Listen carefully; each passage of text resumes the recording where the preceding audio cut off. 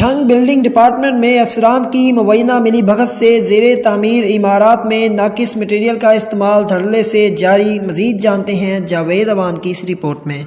Jhang building department میں افسران کی ملی بھگت سے زیر تعمیر عمارت میں ناقص مٹیریل کا استعمال دھڑلے سے جاری۔ گورنمنٹ پرائمری اسکول برہمن والا میں 2 عدد کلاس روم زیر تعمیر ہیں جن میں ناقص مٹیریل کا استعمال کیا گیا۔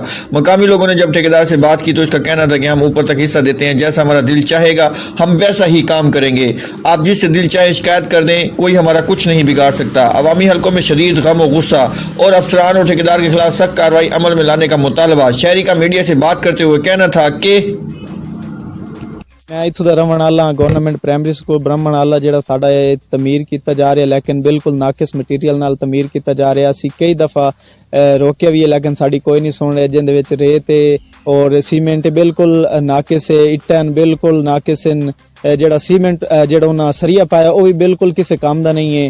اسی جڑا نا انہاں نوں کئی دفعہ روکیا لیکن جڑا محکمہ ہے تے جڑا ٹھیکیدار ہے وہ آپس ساز باز ہیں۔